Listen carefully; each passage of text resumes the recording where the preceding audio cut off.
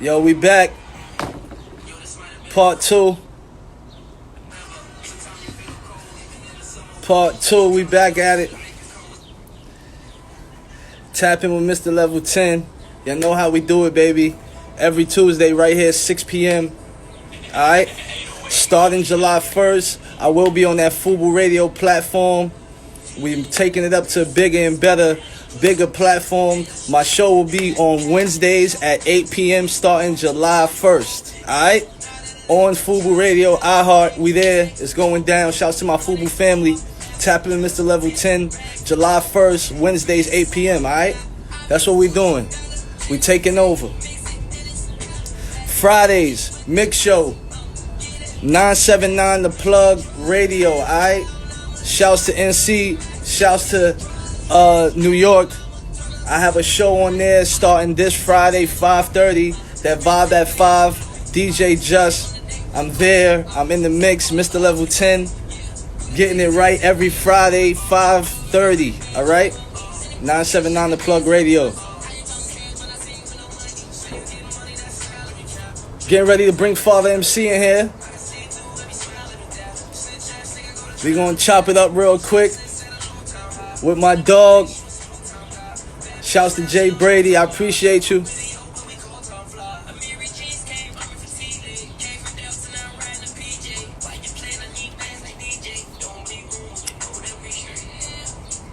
Alright.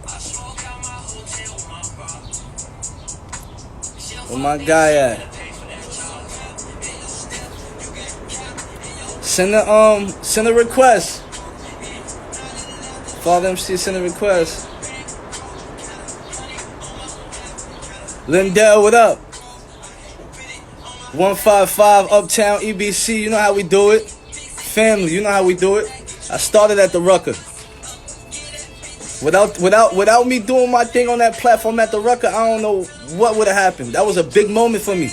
People don't really even talk about that. That was a real big moment for me in my career, bro, going to the Rucker. Sold out at the Rucker on a big platform. I was in the news for that shit. Word. Now, see, I would have went up there and dropped the ball if I wasn't ready. Yeah. Alright, look where my guy at.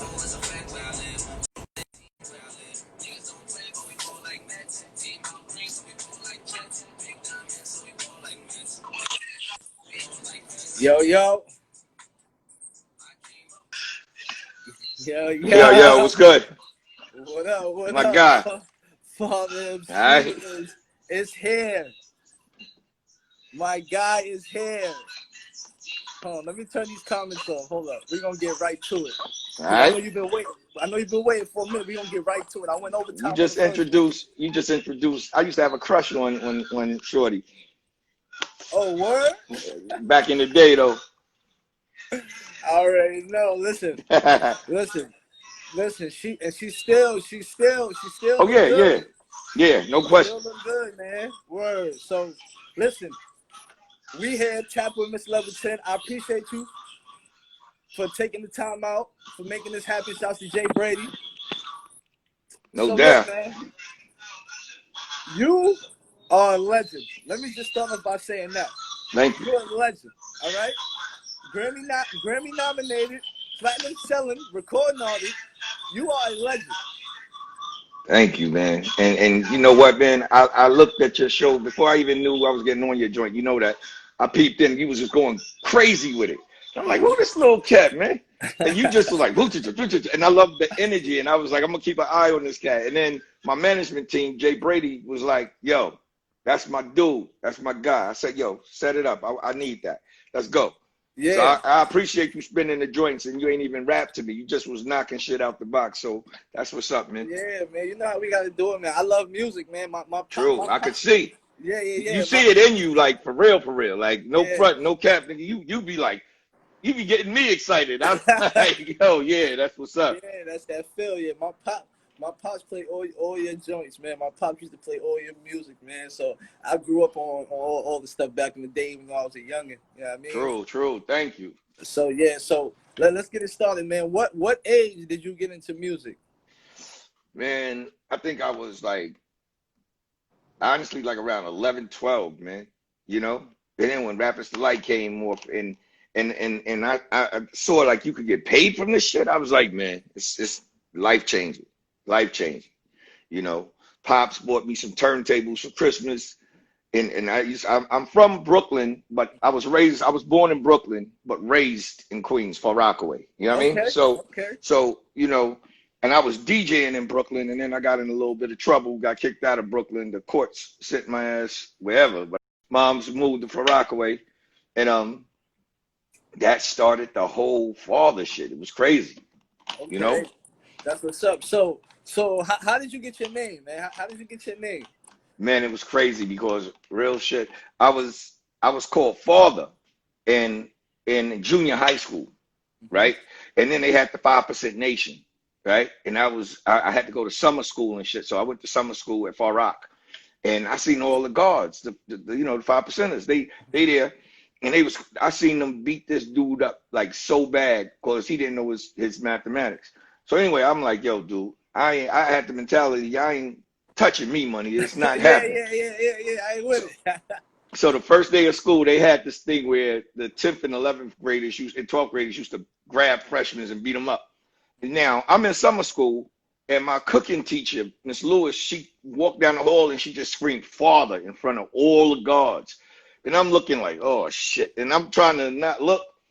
And then the guards came to me, and I was like, look, man. I changed the whole shit around, like the whole conversation. Like, well, why you in quick, nigga? I got kicked out of Brooklyn. That's why, nigga. So it went from that conversation to, okay, who you? And then after that, it was over. It was a wrap. Oh, that's what's up, man. So what albums, like, say you've been rapping since like 11, 12, so Rappers Delight, what albums were you listening to around that time? Like, who else was out that inspired you, or you was like, yo, I see that, I want to do that? King Tim the Third. King Tim the Third. I'm the King, the TIM. King Tim the Third. And I am. It was like Spoonie G, all of those. Like, you know, I just started listening to records, man. And then Good Times. Like, before I came out with Good Times, with Everything's Gonna Be All Right, I was mixing Good Times. Like, and I wanted to be the DJ, and I was nice with it, still nice with it. But the MC just grabbed my attention. You feel what I'm saying? And I was like, damn, I like Flash, but I like all these other dudes in front of Flash. Yeah. So, you know what I mean? So you have to pick a team, and I picked being an MC, man. And I wasn't trying to be the best MC, though. That's the thing. I just wanted the mic and the entertainment. Let's go. Yeah, see, you had the ladies, though. You had the ladies. Yeah, still do. That's the You crazy. had I'm the just nah, you know, I had to look deep down and say to myself, like, yo, you know, I'm coming into a game. It's crazy. You know what I'm saying? I ain't gonna say what I don't do. You know what I mean? So ain't gonna say I sell drugs. You know, I ain't gonna say all that, even if whatever, you know, give cops an eye. Okay, he sell drugs. Boom, he said it. Boom. Next thing you know, they come at you. So I said, yo, the next best thing is to talk to the shorties, man. And it worked. Yeah. It worked. It's a Grammy nominated, platinum selling. Damn right it worked. Yeah. You did right it worked. So all right, so let's talk Uptown Records. How did you get discovered? I got discovered by, it's crazy because I got discovered by let's see. I was on an independent label called Stupid Fresh Records in Far Rockaway. Okay. And it wasn't This moving. is before. This was before Father MC. So how long? How long before? 4 or 5 years or? No, I was signed for like 8 months, 6 months to 8 months. And next thing you know, I had a lady that took interest in me, Linda. She took me to LL Cool J Moms. LL Cool J Moms took me to see Lyor Cohen. So they said, don't mess with Stupid Fresh no more. Stupid Fresh found out I was messing with Def Jam, tried to put a cease and desist. Lyor Cohen got rid of that contract in 10 seconds. Like, that shit was over. Like, whoo. So now I'm about to be with Def Jam. Then I met Dante Ross. He was the president at the time of Tommy Boy. And he said, listen, I could sign you to Tommy Boy right now, or you can wait and come with me to Elektra because I'm moving to Elektra. So I was like, damn, I need it now. I want it now. Fuck that. So he got me some paperwork, and then he got me paperwork from Elektra. So now I got 2 contracts. At And the the same Def time. at the same time, and the Def Jam shit sliding right here. So it's 3. So now I'm sitting, I'm like, when I used to, this man named Kurt Woodley used to always take me to the studio and pay for studio time. And, you know, take me uptown, and he used to make me write but change my words in my writing. And I was like, I can't take this shit, man. But knowing that I was gonna get rid of the nigga, at the end of the day, I had to pay for my own studio. So I was like, I have to pick, you know, which one. So I said, I'm gonna pay for it. Fuck it. So I went and made this record with this producer in Queens called Chris. We made this record that was crazy. It was called It's Time to Go Prime. And I'll never forget, I went to Uptown because I saw Uptown messing with Kurt. He was the A&R for Uptown at the time. He couldn't get me into Uptown. Dre wasn't fucking with me. And I being there, I met Guy, I met Albie Shore, I met every Heavy D. You met everybody, yeah. I met everybody. Finesse and Quince. And then next thing you know, Groovy Chill, Ultramagnetic. And I was looking at these niggas like, oh shit. Like, you know what I mean? And then next thing you know, he told me he couldn't get me with Uptown. So I went and made the record, Some Go Prime. I go back because I'm seeing the way Uptown is making these niggas celebrities. Like I seen Al when Al ain't have nothing to do looking rich. I needed that. So at the end of the day, I went there with all the contracts and I went for a deal. I said, I don't need a record deal. I want the management. Dre heard the records and was like, yo, stop. Don't sign nothing, father. Let me beat this. Gave me a G. Back in the day, a G was like a lot of dough. On a Friday night, too. G was a lot of paper, huh? Yeah, and he told me, he said, don't sign anything.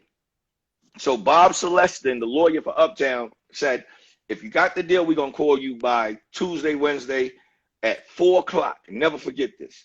And Dre said, if I sign you, I'm buying you a studio.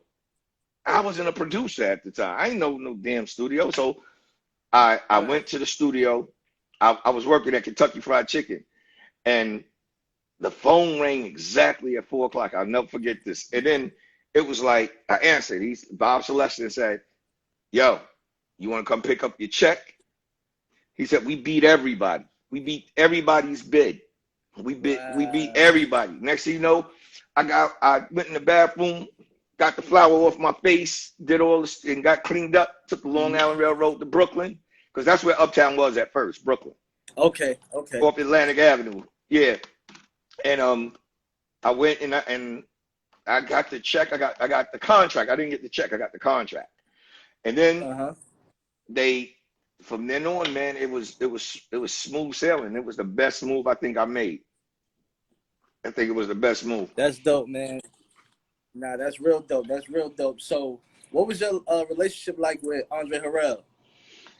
Man, Andre was like a father. Andre was like your best friend.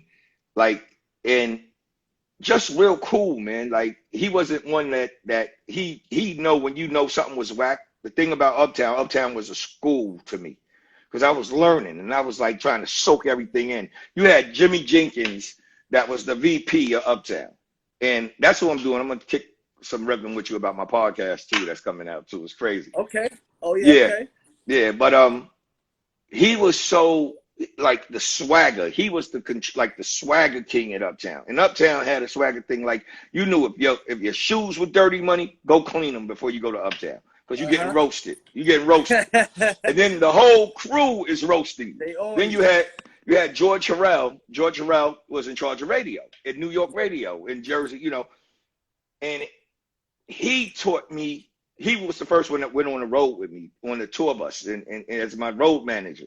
Okay. And then he taught me like things to look out for on the road and you know, like cats like scheming or whatever. We never had a problem on the road. Thank God though, knock on wood. We had like little instances, but that was it. That was easy. It was, I mean, everybody. You had Puffy, Diddy. Diddy was nuts. Me and Diddy used to have so much fun, man. We used to run around, and especially in LA. This is when we was coming to LA and I had to do Arsenio. And me and him in the Beverly Center, and he had this chick, and me and him running around because I'm trying to take the chick from him, and I end up taking the chick. Oh, that's crazy. I mean, That's yo, Uptown crazy. was just, that's why, and it bugged me out because everybody in the world wanted to be on Uptown. And I remember Hmm. going to Uptown before, and I used to walk in the door and have to wait for the receptionist. That was the worst feeling in the world because that was before. I signed the deal. You don't even understand. When you signed that deal, man, and you could walk in to Uptown and you could walk right past the reception Yeah, anytime you it's a wanted. different feeling. Different feeling, man. And I'll never forget, they told me with my accounting office, Heavy D said to me, God bless him, when you go into that building, Father, because they moved from Brooklyn to Manhattan, and he Uh-huh. said, when you go into that building, because I used to see all the celebrities, Kane, everybody, going Uh-huh. into this one building, I used to be like, damn, what is that? He said, when you go in that building, you made it. And next thing you know, I'll never forget when I got the call to come up. Whoop! Father, it's your turn, brother. It was so crazy. That ended up being my accountant, Burt Bedell. You know Biggie when he say stash more cash than Burt Bedell. Yeah, okay. Oh, yeah, Yeah, the that same was, accountant. yeah, all of us did. We Oh, had that's like good. a lot of people. Okay, that's I what's mean, up. from Mike Tyson to Madonna, the Yankees baseball team. I mean, Wow, everybody. Yeah, it was wow, crazy. wow, wow. That's what's up. That's what's up. So Uptown, they're doing a BT special, right? Yeah, a 3-part miniseries of the whole movie of Uptown. It's gonna be So crazy. We so had to many. we had Yeah, to yeah. put the seat on it. We had to put the seat on it for a minute because Dre. We had to make sure Dre got situated, and now it's back getting to life. They turning back the wheels, and plus the Corona slowed everything down too. And Right. it's still slow, but it's finding out what's gonna happen. What? So can you give me some insight on that? Like how deep are y'all going into the story? Like y'all going deep, deep, deep, or y'all just touching on like just the major highlights, stuff For like what that? for what I'm hearing, it's gonna be 80% truth and 20% exaggeration. You know, and that TV world is a whole nother animal. My brother, he's the executive producer for The Godfather of Harlem, Marquand Okay. Smith. Uh-huh. Yeah, I Okay. fired him. I took him on the road with me for all those years, and then I told him I didn't fire him to fire him. I fired him because I told him every card you get, you keep, my dude, because I knew I was trying to do something else. Uh-huh. So I said, yo, start keeping the cards, start making these, the people you meet, know them, get to know them. Mm-hmm. And I'll never forget, when I first moved to LA, he kept coming to LA, kept coming, sleeping on my floor, my couch, whatever. And he was going for it. And I said, Quan, stop telling people what you're doing because people pray for you to lose too. Right. So he stopped and exactly got the biggest show in the world on TV right now. The That's Godfather of major. Harlem. It's crazy. Godfather of Harlem, right? That's crazy. Yeah, That's major. That's what's yeah. up. See, he just ain't give up. Hard work No, pays and dividends. that's what it is, man. That's true, man. Anything you want, you can go get and you can achieve it, but you gotta believe in yourself and believe in your product. You gotta believe in your shit and be like, I don't care if 20 niggas say my shit is whack, nigga. I love it. And Mm-hmm. that's all that counts. Yeah, that's all You that know, matters. I'm checking you out. I get the word on you too. Got the little billboards blowing up in Yeah, Atlanta yeah, near the airport. You got the yeah. I'm joints. moving I see what around. you're doing. I'm I see moving what you're around. doing. Shouts to the team. Shouts to D Scott. Yeah, Yeah, we real moving shit. around. We moving around a little bit, man. Just trying to make it happen. That's So major though. yeah. No doubt, no That's doubt. major because when you come in on a plane and they see the first thing niggas gonna see when they landing is you. Mm-hmm. You got that spot where So Def used to have they stuff at? I ain't see it physically yet, but I think so. It's Okay. over there. It's Yeah, over there it in that gotta be. area. It gotta be. Yeah, it's over there in that area. But I didn't physically see it for myself. When I go You down know there I for lived in that, Atlanta, right? you live there now? No, I lived in Atlanta for like Oh, you 14 live there? years. Oh, I wow. lived in Atlanta. I was there. I was on Peachtree. I Oh, had a okay. You a big blast in time. Atlanta. Oh, yeah. See, I just got down there. I got down there like August 2019. How you like it? I love it. Got to. Yeah, I love it. I love the southern hospitality, man. The people was cool, Facts. and Facts. we working now. The ball's rolling, so that's even better. And the more you get, the more heavier your load gonna get. And it's gonna be beautiful. Ride with it. Just ride it. Ride it out. You're gonna get it too, bro. You got that charisma. You got that young boy thing. You got it. You got that glow. Like success is on you. You just got to go get it. Open that door. Tell your people you turnkey ready. I'm ready. Thanks. Yeah, Thanks, you got man. that. That's good. I needed to hear that from you, man. And anything I can do to push you along the way, any type of avenue I got, just hit me up. Get my personals, hit me up. Get Jay to hit you up. Everything is everything. I'm coming to Atlanta. I'm gonna come see you too. Yeah. You know? Yeah, let's do it, man. Let's hang out. Let's vibe. Let's kick Yeah. it, man. You gotta go to the strip club too. Oh man. Yeah. I'm crazy for that. I love it. Oh man. So both of us, that ain't gonna be good. With my man, oh man, they gonna have to listen. They gonna. You ever saw Jay? You ever saw Jay in the strip club? Nah, I ain't Oh, seen. you gonna be crying. You gonna be crying. Oh, that nigga he turns up too. Oh, he turns up, money. He be standing there. Next thing you know, you turn around and he hard like a motherfucker, like looking at chicks and trying to talk to him. He gives you that. Jay gives you that Barry White shit on niggas, like hello.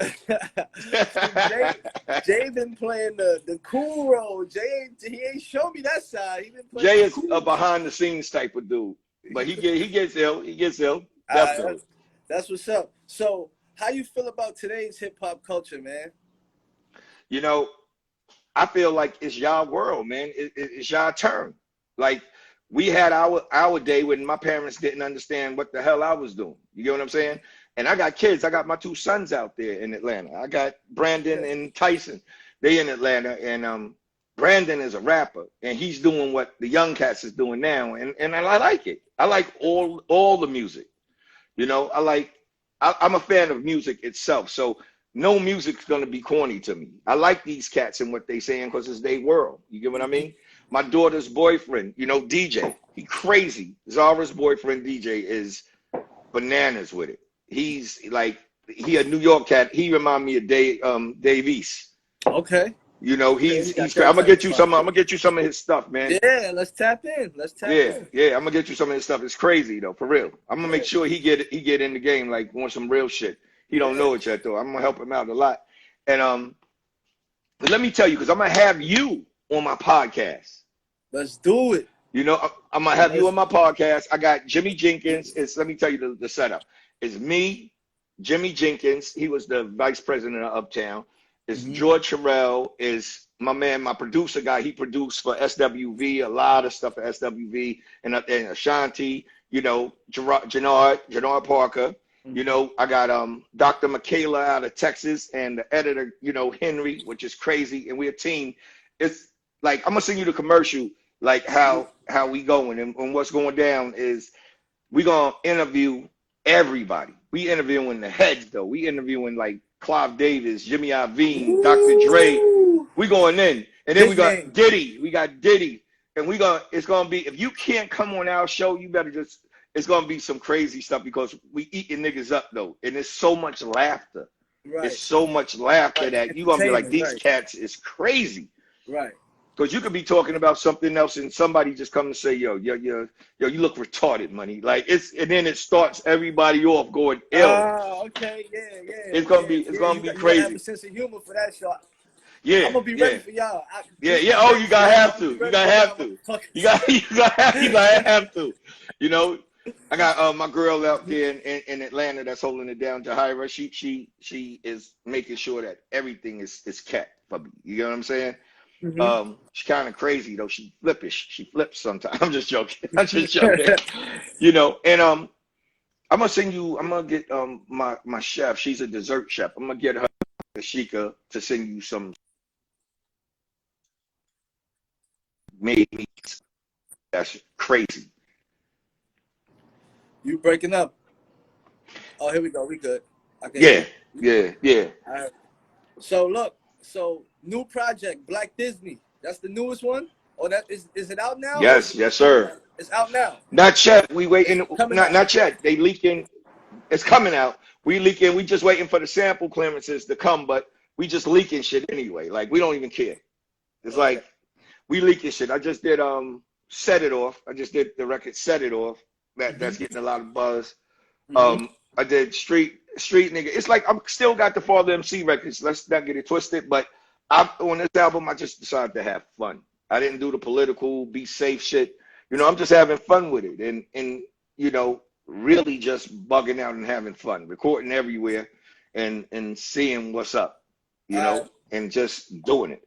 Yeah, because I was gonna ask you that. I was gonna ask you what kind of vibe, like, can your listeners expect from the new music? I mean, you're gonna definitely dance regardless. I'm gonna make you dance. I'm gonna keep you on that dance floor, but then I'm gonna keep you in the streets a little bit. I'm gonna keep you on that Father MC shit with the ladies because the ladies made me, and I'm not gonna take that away and be like, okay, I'm here. Like, see y'all later. You know, I have a great amount of respect for women. So, you know, I'm gonna keep it going. I'm not gonna change up. You know, I disappeared on because I wanted to, not because I had to. I wanted to. I wanted to. Everywhere that we toured, and you got to understand, every time I put out an album, I had 3 successful albums. Mm-hmm. Every time I put them out, I was on tour for 2 years. Each album, like the album would come, Tour. 2 years. That's why my albums were spaced out so long. And it was crazy. And when we did Treat 'Em, my first album, Treat 'Em Like You Want to Be Treated, I'll Do For You, Lisa Baby. Those were the 3 singles. Lisa Baby, yep. And we toured so crazy because Treat 'Em Like You Want to Be Treated came out, and we didn't expect the intensity of how that record blew up. Like when I say overnight, man, I mean it blew up so big it was crazy. And now I'm coming from Kentucky Fried Chicken, right? Working at Kentucky Fried Chicken on some real shit, being able to buy my mom's $1 million house at 21 years old. That's how crazy it was from just touring, And I'm talking about on one single, and just staying on tour.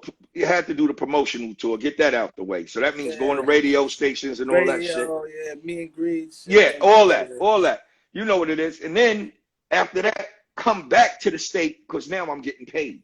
You get what I'm saying? So we kept doing that, and then that's why I had a gold single because it went platinum, and then it's like it went gold first, then it went platinum. The album wasn't done. They just said, Puppy was like, yeah, we need to put this shit out now, Dre. And Dre was like, you sure the album's not done? We toured for damn near almost 7 months on Treat 'Em alone. Then Dave Hollister was the original singer on I'll Do For You. For real? It was a whole different record. And Mark and Corey, you know, Mark Morales from the Fat Boys, him and Corey Rooney, they produced Treat 'Em and I'll Do For You. And Lisa Baby, yeah. And Dre started getting the remixes because we didn't want the same thing to happen to Treat 'Em. Like it just stayed on radio. I locked up Billboard for a year, man.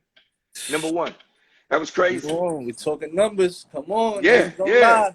Yeah, real shit. Look, as a matter of fact, here's the picture. Look, I'll show you better than I can tell you. Here's the picture with me, Puffin, and Andre.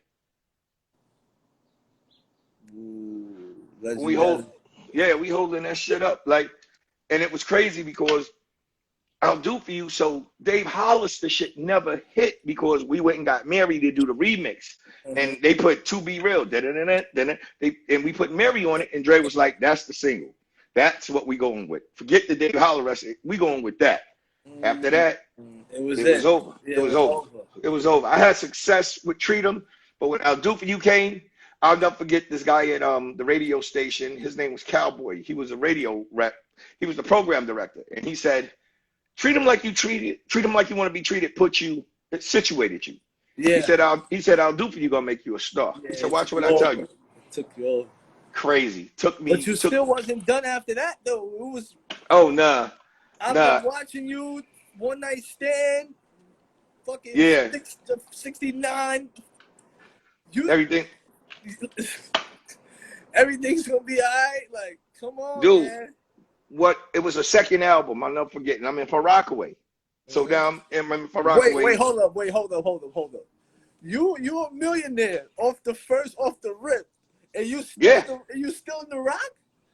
No. I bought my house. As soon as I got paid, I got Mom Due out of there. Like, as soon as I got her out of there. First album. First single, I got her out of there.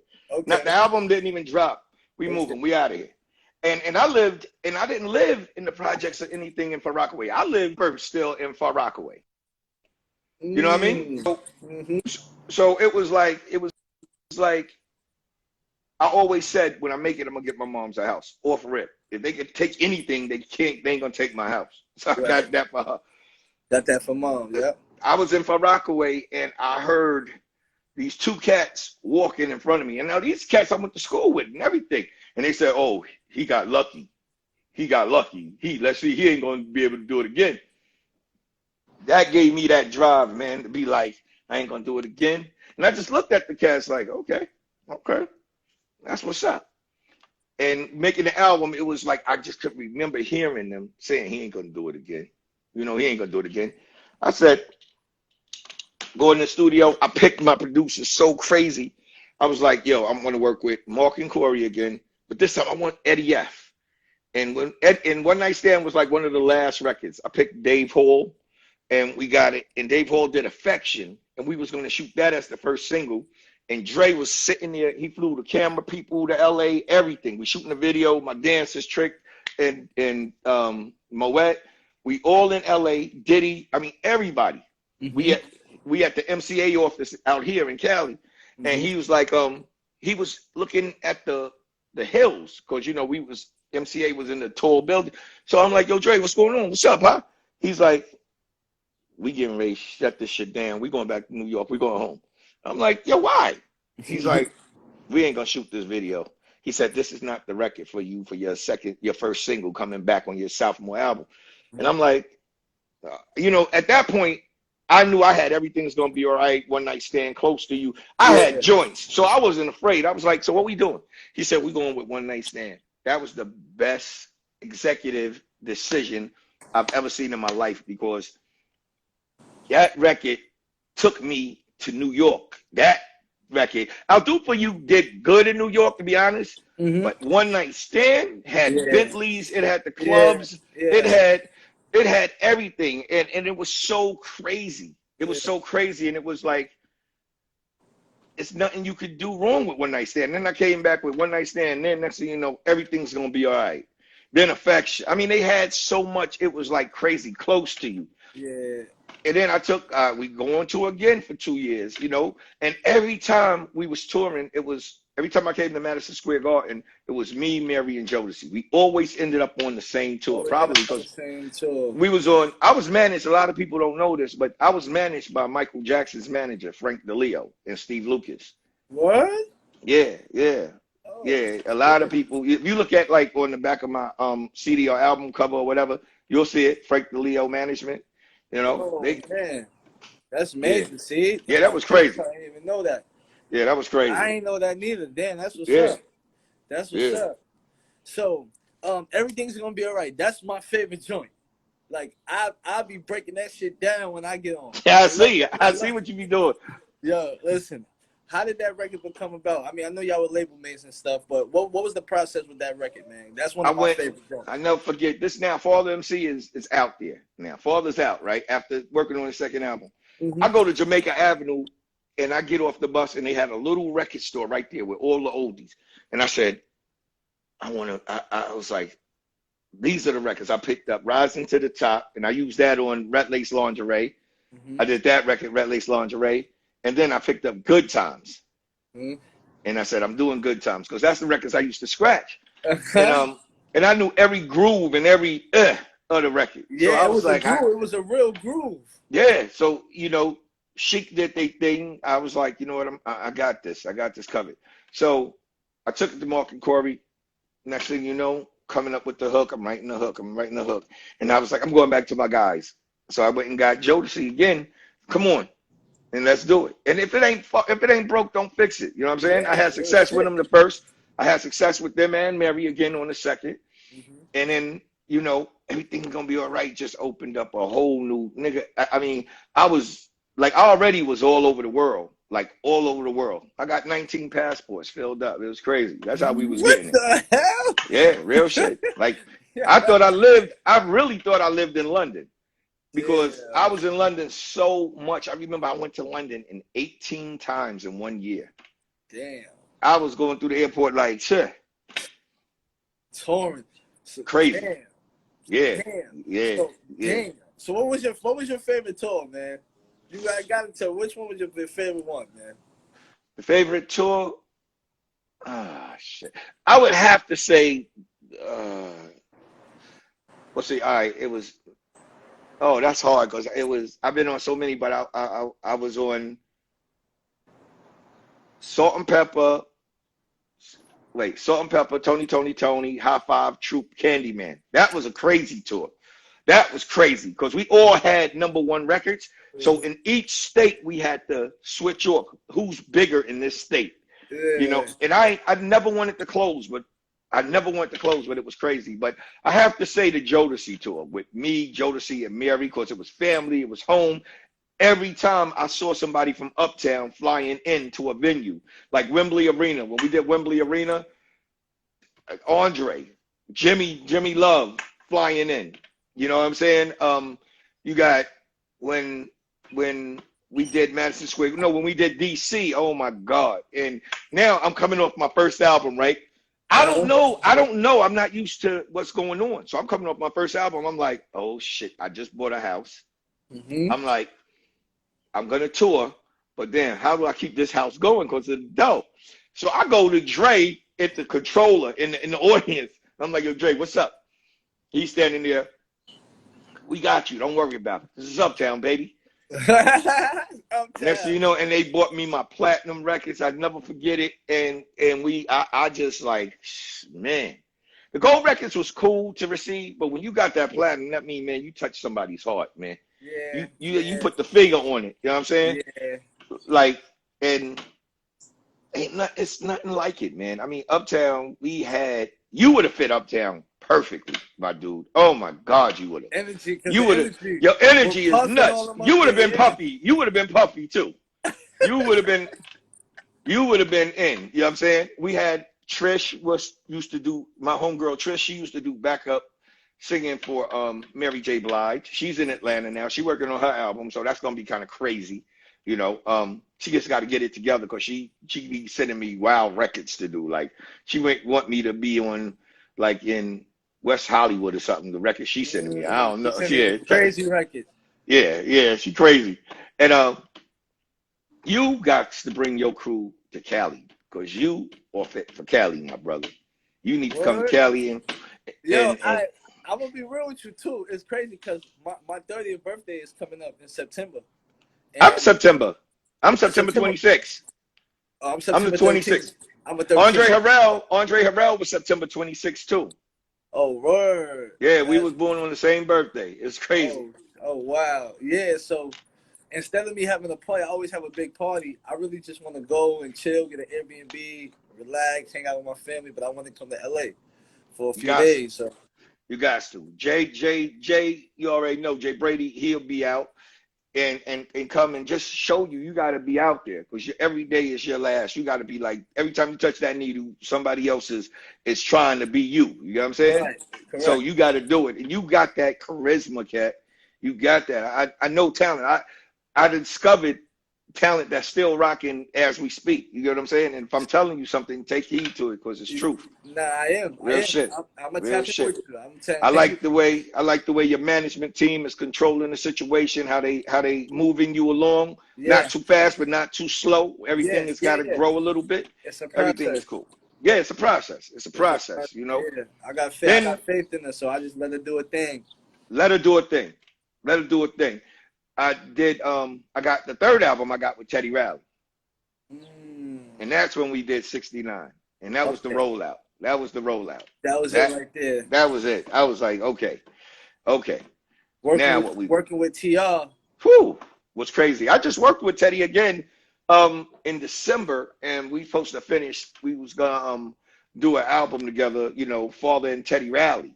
Just me and him. Just you and him together. But all of the corona put a shutdown to everything. We was recording at his house. You know, he got a crazy crib in Vegas. You know, his mom's cooks and she cooks, you know, food. You know what I mean? I gotta get over there. Yeah, you do. That rice and fish. Mm-hmm. And Teddy is the coolest cat. Teddy is cool. He reminds me of Michael Jackson sometimes when he like talks soft and shit. Oh, okay. I'm like, I'm like, yo, Fetty, nigga, how we whisper, you know? But Yeah, he's smooth. anybody in the game that's trying to get in, man, just have fun with it. Don't work so hard to get in the game, and then when you get in the game, you sell your soul for 15 minutes, man. Or you go to jail, you get killed. Just have fun with this shit. You know what I mean?